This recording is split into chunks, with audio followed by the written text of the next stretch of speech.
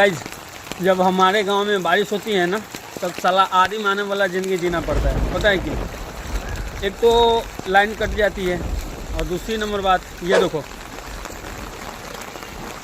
इतना ज़्यादा पानी में से हिल के जाना पड़ता है।